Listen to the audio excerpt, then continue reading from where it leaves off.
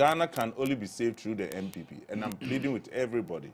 Let us work together, regardless of who you support. I support a candidate, Kenneth Japan, but I'm okay with just everybody. I chat, we talk together. We are not divided. That is the beauty of our party.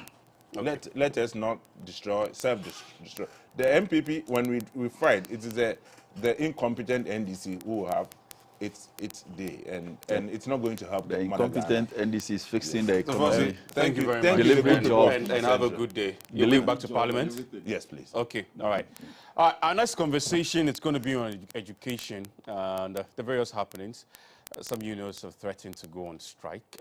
Recently, some recruited teachers had to picket the office of the Ministry of Education based on some allowances and payment issues, plus other conversations we'll be having within the education front. And I'm going to talk to the chairperson of the Parliamentary Select Committee on Education. He's our next guest. Stay with us. We'll be right back.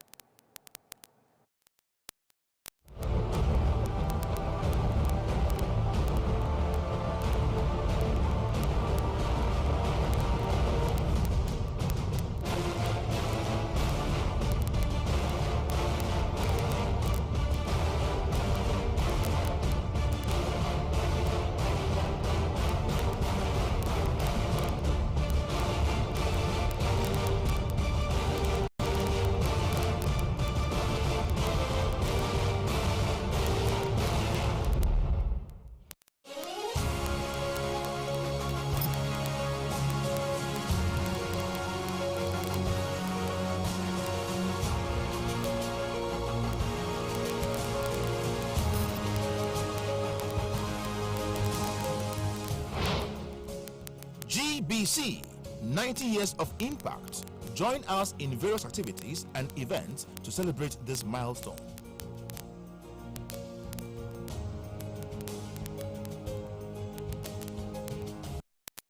Some individuals and business operators continue to find their way out to smuggle in some products into the country.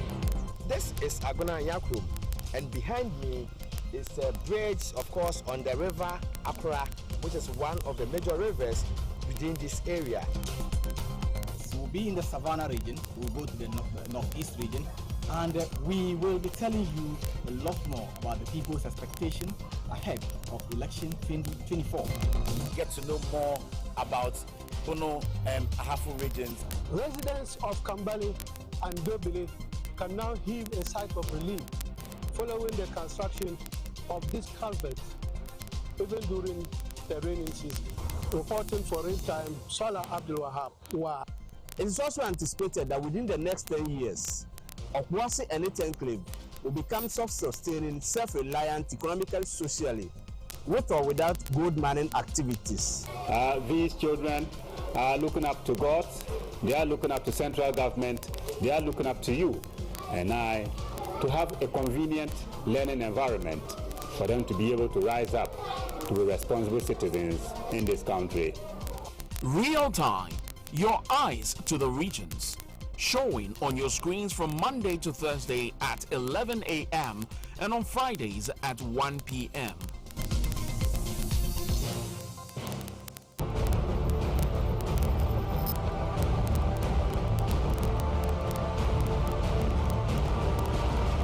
Educational sector, from the implementation of the free senior high school and its potential expansion to recent tension over unpaid teachers and delayed feeding grants.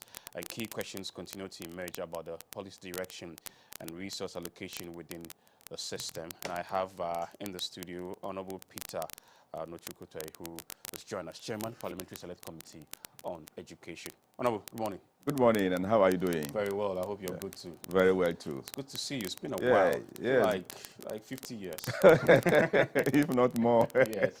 But how have you been?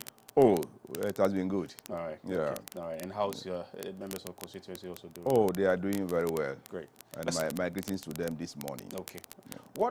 What actually caused the delay? I'm referring to the newly trained teachers that had to picket the office of the Ghana Education Service based on delays in their ID card and salary too. Yeah, this group of teachers were employed last year around October. And we expected that they should have been hooked on to the system before the end of the year. You know, the financial clearance for their recruitment was issued in May. So we expected that by end of June, July, I think they should have employed the teachers that they wanted. Yeah, they were granted about, government then was granted about 15,000, but they were able to recruit only 9,000 for reasons known to the ministry at that time. Yeah, so this category of teachers, you know, when we took over, we needed to regularize their appointments. So that also took some time. Now, some of them have gotten their salaries paid at May this year. Okay. Yeah. That's some out of the 9,000. Out of the 9,000, some have got their salaries paid. So the group that picketed at the GS headquarters were those that did not get paid. Yeah, so they did not see any reason why their colleagues got paid and they were not paid. Yeah, but there were a few reasons for that. Some could not get their staff ID. You know, once you're in the public service, you should have a staff ID. And that's what you're going to use throughout your career as an employee of the state. Yeah, so they couldn't get because some did not have the Ghana card at the time. And some too had a few challenges with their documentations. So it delayed. Now, once those who went through had their salaries paid, I don't think they will not be paid. They will definitely take their salaries. And I was there on that Monday. And they were giving the assurances that they will be paid very soon. Because very soon could be 2 Yeah, months. well, I cannot say how soon, but I know that it will be very soon. This is not a situation where they say, oh, you go and bring your documents. No, their documentations have been done already. It's only the delay. And controller, I'm sure, will do that very soon. We are even thinking of making sure that once they are cleared by their various ministries, so not ministries, schools, that well, they are in their schools teaching, and they have the staff numbers that will be generated within the next few days for them. They should be able to get their salaries. But the first thing is they must get the staff ID. And who gets the ID for them? The ID is prepared by controller. And this controller is delaying? Well, I don't want to blame controller. To controller, they have problems with it. They will have to return them to the ministry again for correction. I think that is the back and forth is what is creating the problem. So in other words, all of this could have been prevented if someone has been proactive. Well, I don't want to say so, even if the employees had also been proactive, making sure that their documentations were right. Yeah, but I can assure them that the Director General is taking the necessary steps to make sure that they are paid as quickly as possible. There's no time frame given? Well, I cannot say so for the Director General, but he has given me assurances that very soon they will be paid. But you didn't insist which time frame? Having the system, I know if everything was to be done at the GES headquarters, there will be no problem. I'm asking based on trust. So if they know that this time frame is given, maybe they can work towards in the next 2 months, That's I think, yeah, it's a lot, but yes, people had worked for 1 year before and they were not paid. But that's not also the best. It's not the best. But at times, when you are employed and they bring documentation, make sure that everything of yours is intact. Yeah. So I can assure them that with information or my interaction with the GS officials, they should rest assured they will be paid. Yes. Wondering how various unions are also going to be handled, because I'm also reading that the Ghana Association of University Administrators is threatening to embark on nationwide strike if GTech fails to comply with directive coming from the National Labour Commission. From the look of things, it might be a series of strike that could hit the sector, mainly the education sector, and what proactive measure is being taken to address any outstanding issue that might not necessarily be under your administration, but something that you have inherited. Yeah, we inherited a number of challenges in the education sector, and we need time to settle them. Okay. And the university administrators also have a very genuine case. And you know, GTech regulates the tertiary level, and there's a budget for them. So the agreement was reached in the last administration, but that does not mean that we should not do anything about it. So a number of these agreements are going through auditing to make sure that, yes, these were the things agreed upon.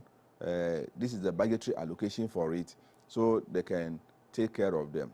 But what I want to say is that GTech, I know, is working on it for them. Like recently, when they talk about the book research allowance. Yeah, yes. Within a very short time, the issue was resolved. Yeah, so we want to be proactive. We don't want to say that we don't know anything about it. Why are you worried? No, once the issues come up, and I want to thank the Ministry of Finance for that. They are very, very proactive, especially in issues concerning education. Anytime an issue come up and we raise it or we go to them, we don't have any problem. Like, I don't know if you heard this year that the BEC was going to be postponed.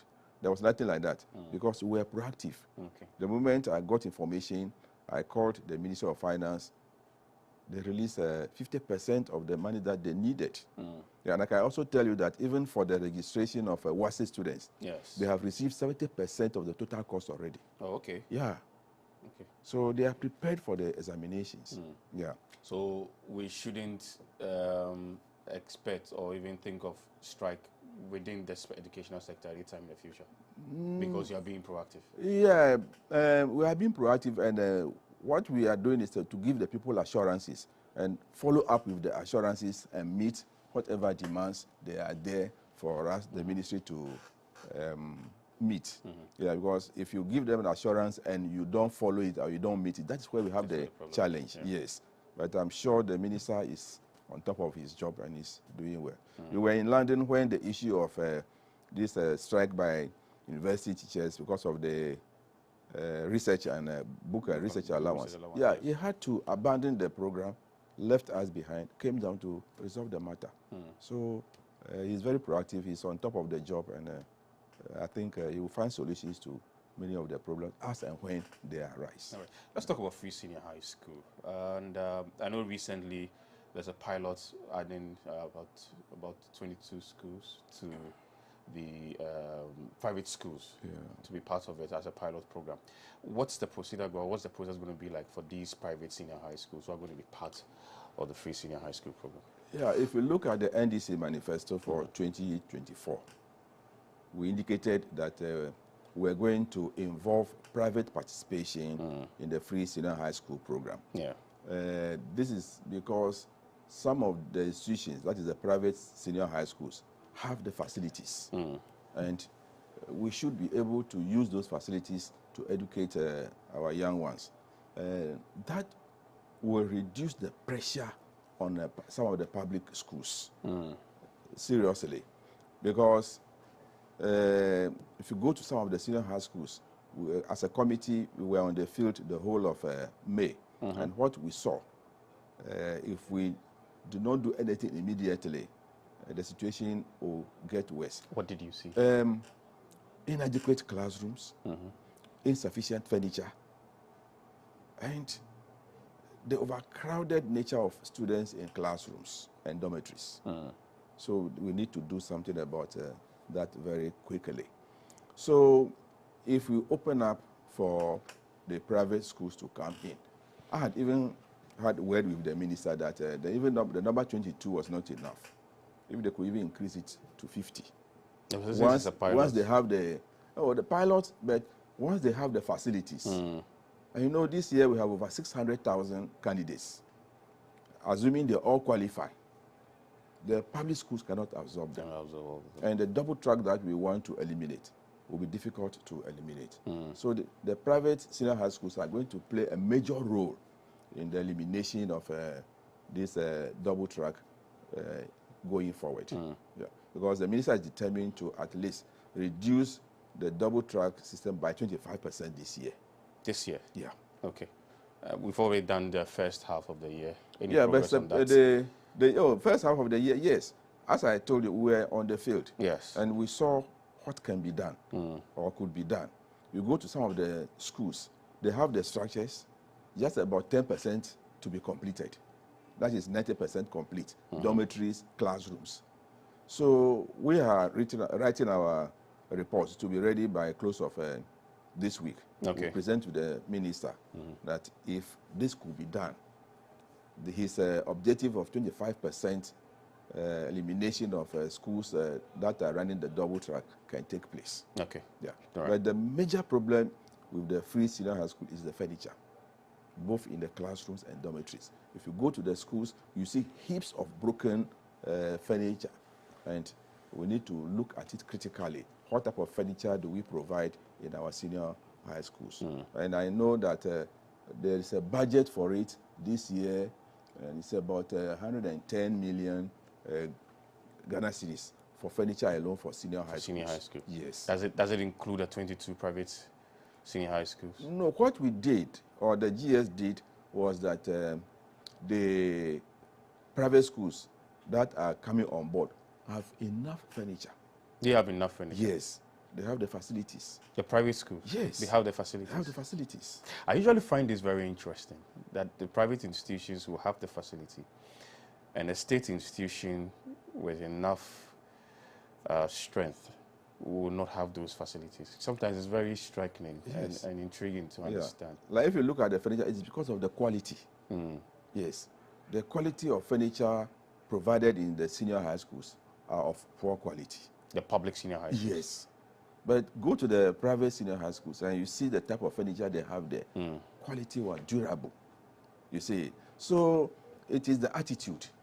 And if we should provide furniture, it will not last for 1 year, 1 academic year, then what are we doing? Like during our trip, we went to a senior high school. I won't mention the name of the school. Okay. But it's one of the grade 1 schools where every parent will like his or her ward to go. You'll be surprised that the students put their textbooks in this bag, Ghana must go. Yes. And that was what they used as a chair. That's what they use as chair? Yes. I was shocked. Then we went to a nearby school. The students will have to carry dining hall benches to the classrooms and use as furniture. I was shocked. So, but when we complain, say, look at that heap of broken down furniture, poor quality. The schools cannot fix those furniture? Some of them they cannot fix because it's iron. Oh, okay, not wood. Not wood. Oh, okay. So they cannot fix it. I think they will have to be used as scrap. And then that's why the president was saying that we should try and look at the quality of furniture we provide in our schools. If we use even, how do you call this material? Plastic. Yeah, it can last longer. So if you go even if with metal and it's not lasting longer, what can plastic do? Oh, some of the plastic chairs are very good.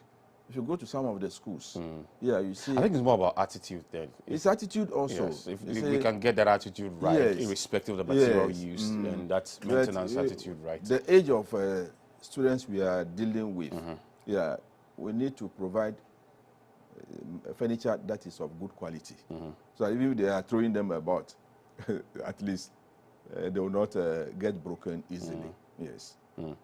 Okay. So again, with the private schools being part of, I mean, the number of private schools being part of this free senior high school, and there's a piloted one too. How is the resource allocation going to go to them, so that we don't get to a stage where they also start complaining that we are not getting this from government, we are not getting that from government? Oh, there is a memorandum of understanding that is going to be signed. I would not like to come out with the contents yet. Yeah, so when it is concluded, then we can make it public. Yeah, so the Association of Private School Owners of the Senior High Schools, they are meeting with the GES, so, and the Ministry of Education. So they will come out with a memorandum of understanding, and then the content will be made public. Yeah, okay. But it's going to benefit both sides. Both sides, as in the public and the private? Yes. Okay. Yeah. But at least they have a quota that they can admit? Yes. They're going to give them a quota that they can admit? Yes. Okay. I don't know if the work has been done. You talked about ending 50% of the double track. 25%. 25%, this not year. 50%. That's what the minister So what's the wants long to term do. in totally the country getting out, or the educational system getting out of the double track system? Yeah, if I remember what the minister said, 25% is his target for this year. Okay. So if there are 100, so you expect 25 to be off this year. Then next year, probably maybe another 35%. Then the following year, we'll just finish with. So by 2027, he wants to do away completely with the double track. And if he's able to do it even before the 2027 too, that will be good for us. Yeah. And that means that providing more resources, expanding what we Yes. have in there, and then getting the private schools involved. My next question is got to do with the education forum that was organized. What's the implementation process like, so that it doesn't just become a forum, but something is being done to expand and enhance education? Yeah, the committee completed their work, and I think they submitted their report to the president a few weeks ago. The cabinet is studying the report, and then they will issue a white paper as to the next step that will be taken. So for now, we are waiting for cabinet or the president to issue a white paper, and the directives will be given. Then we'll follow it from there. But what are some of the key things that needs quick attention?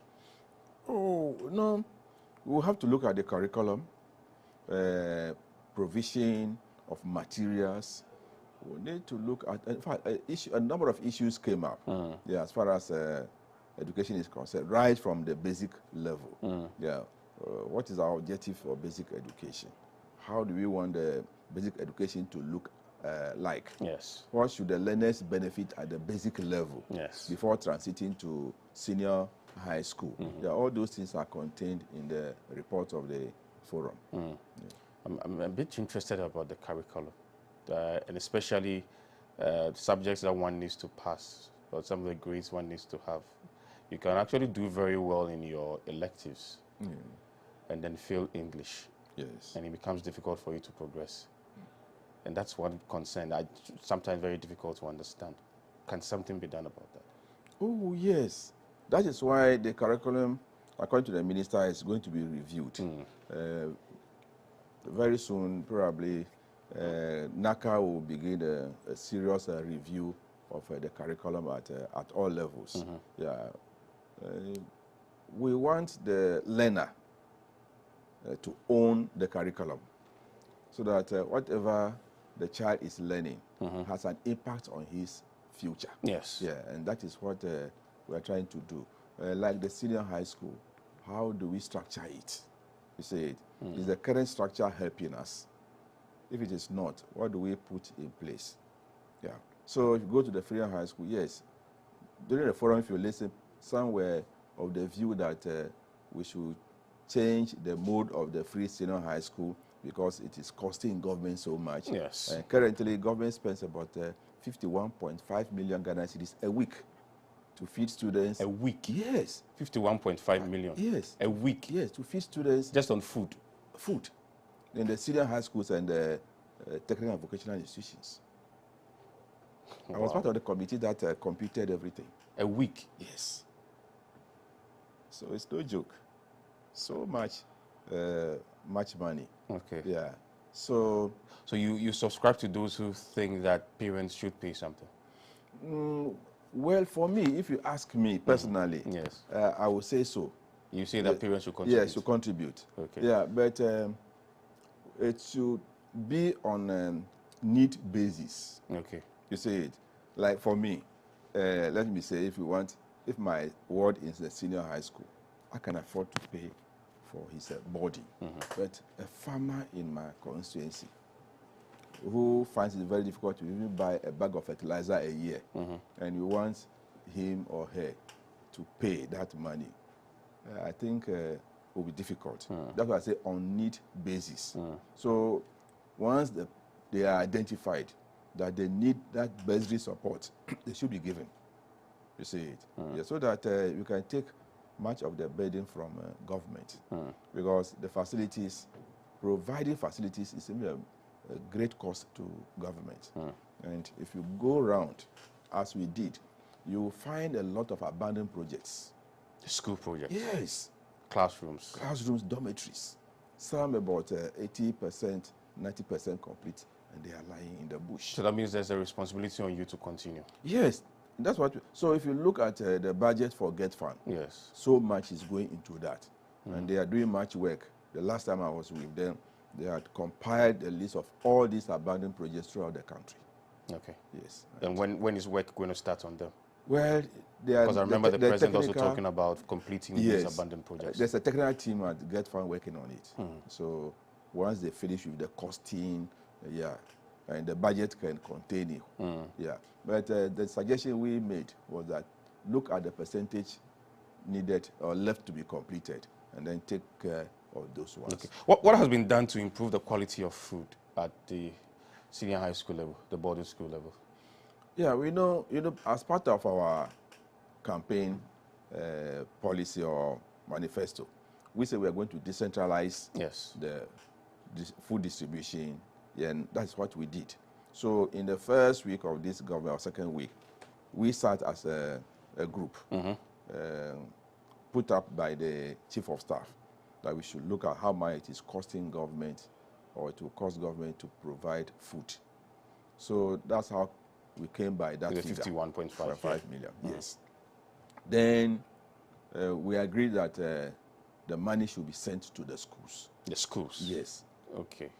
For the headmasters or headmistresses or the principals to manage. So this is different from the previous directive? Yes. Where I think the buffer stock and others had to provide them. Ghana commodities were providing. Okay. Yeah, so the money was being sent to them.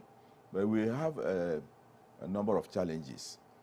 We are told some of them are not following the procurement procedures. And if you look at since you started the new, if you look at auditors' reports in the past, you will realize that a lot of challenges or improprieties in the Ministry of Education form about 30% of malfeasance in the years. So we want to check that very much so that they don't create procurement processes and then audit reports. All of them will be running to Public Accounts Committee to answer for their actions.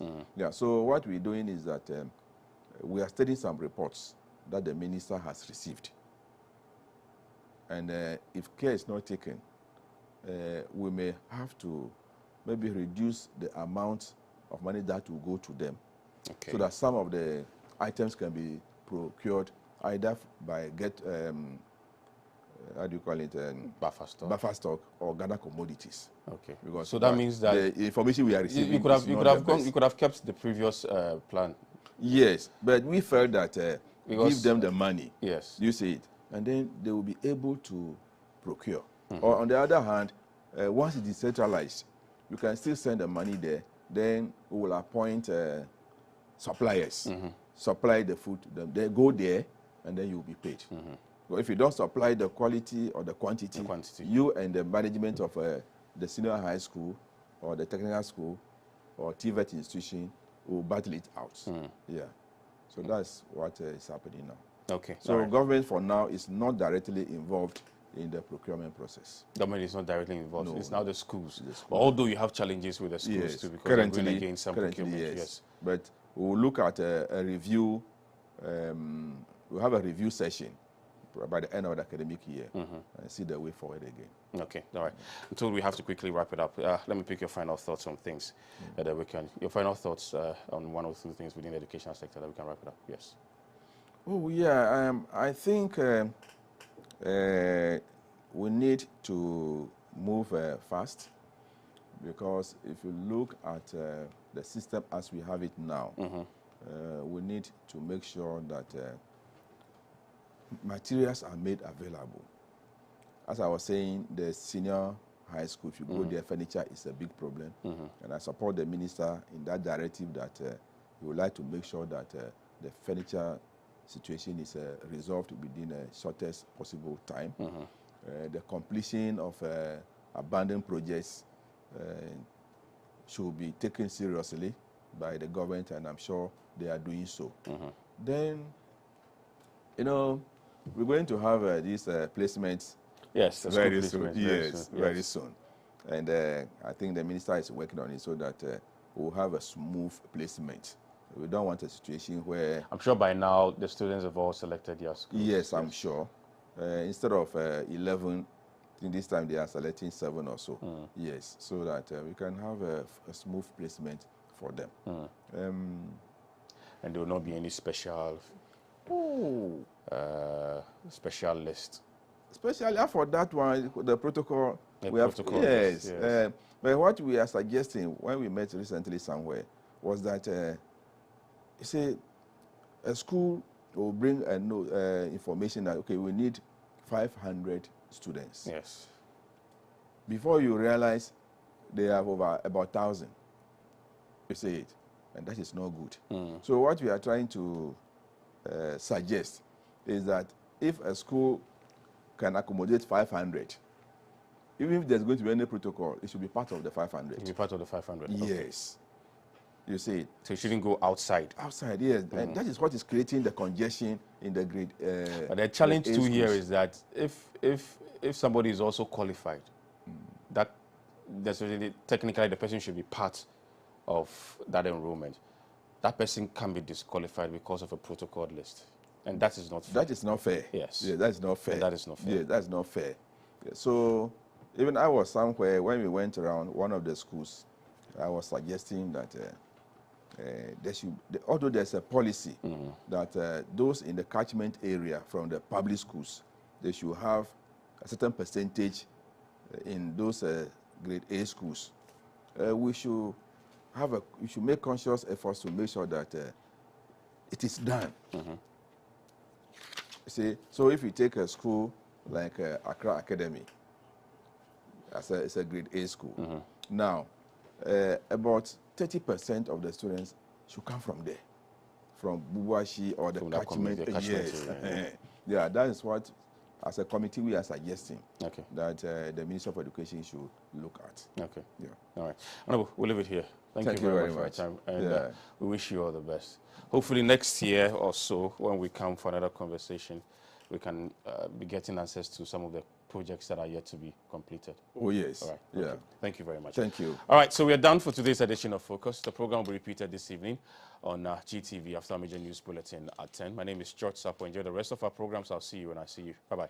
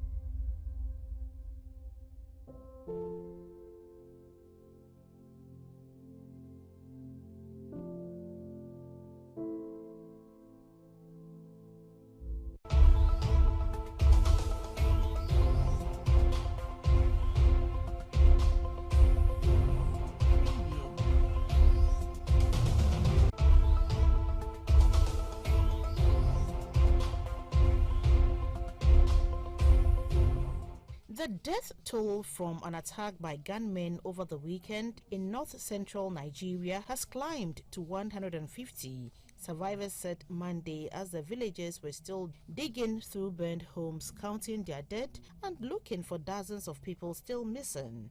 Assailants stormed Benue State's Yelawata community late on Friday night, opening fire on villagers who were asleep and setting their homes ablaze, survivors and local farmers' union said.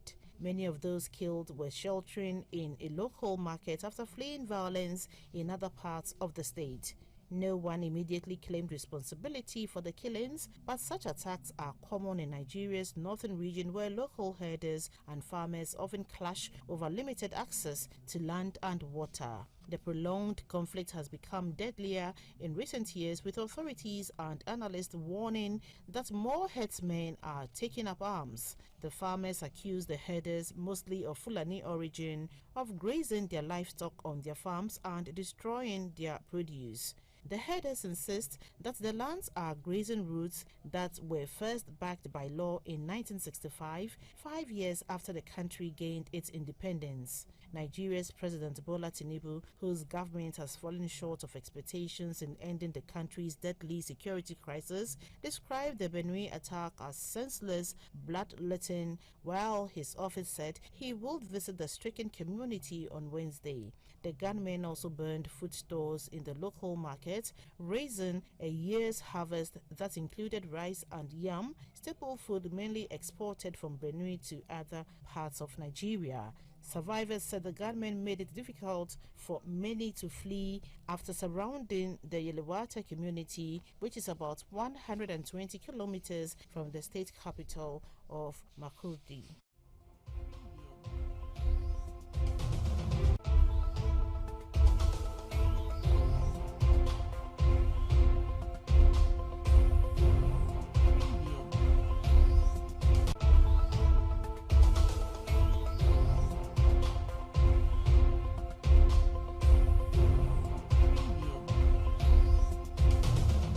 One person has been killed in the Kenyan capital Nairobi on Tuesday during protests sparked by the death of a blogger in police custody that has inflamed accusations of extrajudicial killings by security forces.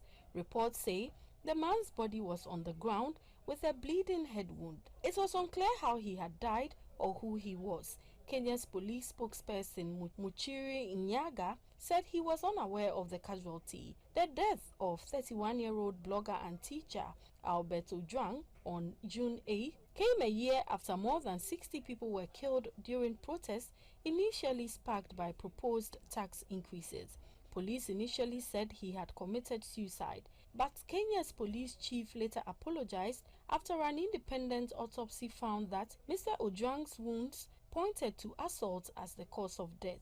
As demonstrators took to the streets of Nairobi on Tuesday, police fired tear gas. Clashes also broke out when unidentified motorcyclists beat up protesters, dispersing them. Local media showed video of the bikers shouting "No protest." Amnesty International's Kenya chapter, in a post on X, referred to the presence of dozens of motorbikes with two hooded passengers whipping protesters and members of the public. President William Ruto said last week that Mr. Ojwang had died at the hands of the police, which he called